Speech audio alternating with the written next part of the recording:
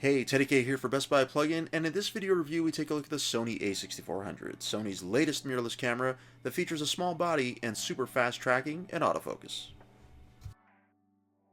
Sony made the a6400, I think, for a variety of different types of photographers. So whether you're a pro that's looking for a backup camera or you're a serious amateur looking to make a step up from what you're using right now, this is a camera that might appeal to you. I'm shooting this video right now with the a6400 because I wanted to demonstrate one very key thing, which is the way the autofocus works. So in a word, it is amazing. This camera has autofocus unlike anything I've ever seen on a camera. And I know that sounds hyperbolic to say, but it's true. There are various autofocus systems that are out there, but this is pretty interesting and it's intricate. So for example, right now as it's focusing on me, it's not looking for my face. Face detection is standard, but it's actually looking for my eyes. And that's what it's focusing on first. So it looks for the eyes and then it goes, basically just stays on me the entire time. So even if I move forward or back, it's staying on me. So Sony calls that real-time tracking, or IAF. There's a couple of different monikers attached to this feature, but either way, it is in the camera and you can make use of it.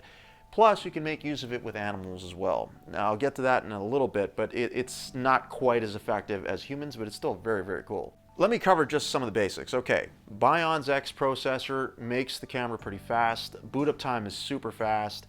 24 megapixel APS-C sensor. So you've got some pretty good internals. The kit lenses, now I personally shot with a 10 to 18 millimeter and the 18 to 135 millimeter. The kit lens that usually comes with this camera, at least as far as I've seen, is the 16 to 50 millimeter, but I didn't get to shoot with that, so I can't speak too much about that lens, but the other two lenses were okay as far as kit lenses go.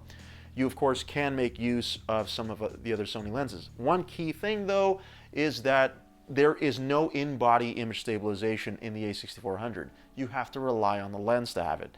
And if the lens doesn't have it, well, then you just don't have any at all. So that's one very key thing to take away, that you're not going to be able to take advantage of stabilization inside the body where you can just attach any lens and basically not have to worry about it at all. The camera is fairly light, easy to carry, small. I don't know, those of you with bigger hands may not like actually how small it is, but then again, I think that's where the full frame Sony lineup comes into play, because those are nice and hefty and they feel like real cameras. I'm not trying to denigrate the a6400, don't get me wrong. It's just that it is considerably smaller than a typical full frame mirrorless camera is, or even a DSLR. So if you're used to carrying something like that around, going to this is going to be an adjustment. Whereas if you're moving up to a camera like this, so let's say for example you've been shooting mostly with your phone for a lot of this time and then you're moving up to something like this, it is a pretty big jump to go from a phone to this. And the photos you're going to take with it are better simply because you're just using better lenses because of it. Which leads me to image quality. So image quality, for generally speaking, is going to be good. I found that a lot of the photos I took ended up being great. Mind you, I usually shoot in RAW and I usually shoot in shutter priority or manual, so I get to tinker with the photos after I've shot them. I don't necessarily just take what I've shot and then I don't like too much image processing to go on, and that's why I think when I work on a RAW file after, I just have a lot more control as to how the image actually turns out.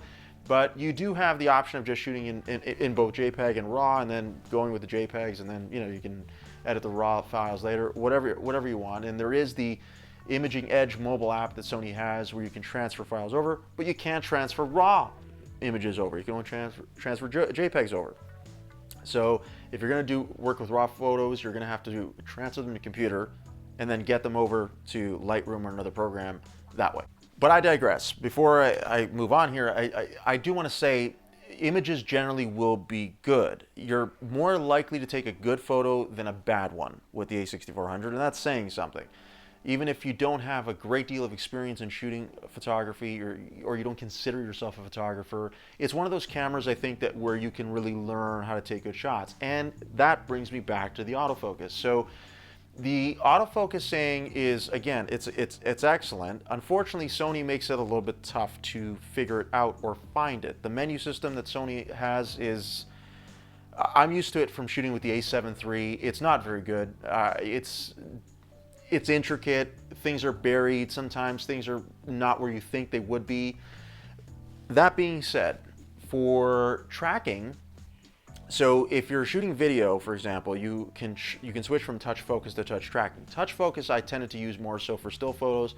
Touch tracking you could use more so for video, so that way you just touch on the screen and then it just tracks that one subject that you're locked onto.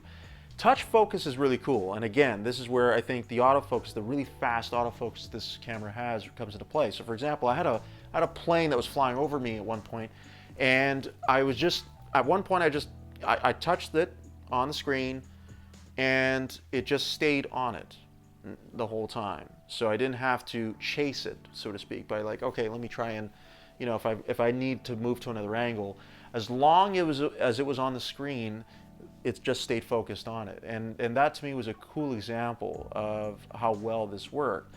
So, and it works on anything. I mean, when you're shooting people or you're shooting objects, it works quite well, and it works really well with people. Now, the people I shot with it did not allow me to use any photos or footage for this review, so I can't show what I actually shot with, but trust me, it does work, and it works really, really well.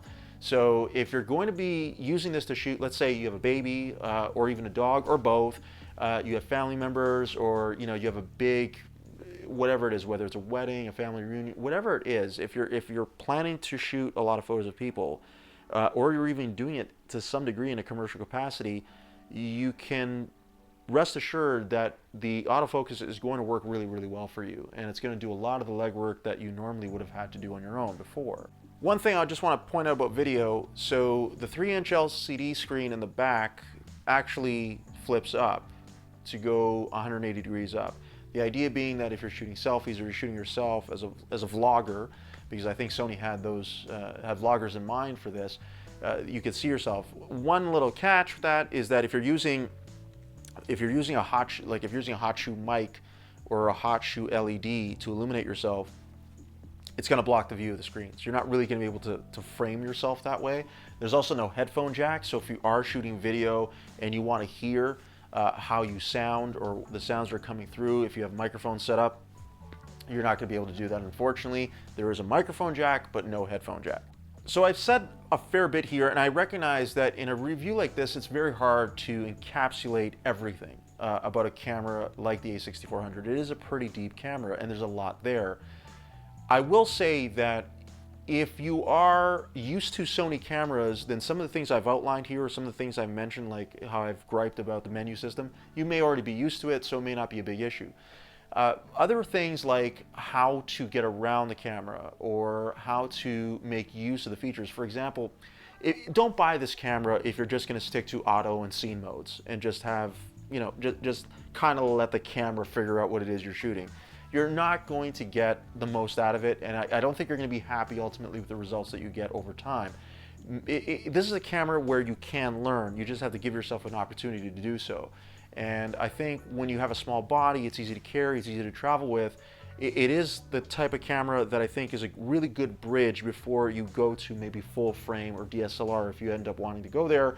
Or you might be just very happy with something like this because it does everything you need to do, where you can capture really good shots, but you're not necessarily investing more money or more time in learning something else.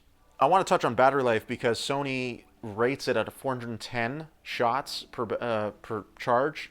That's a rough estimate. If you're shooting video and then you're shooting stills and back and forth, and you're not going to hit 410. You're probably going to be lower than that. In fact, in most scenarios, you probably will not go above 410. You might, but I don't think so.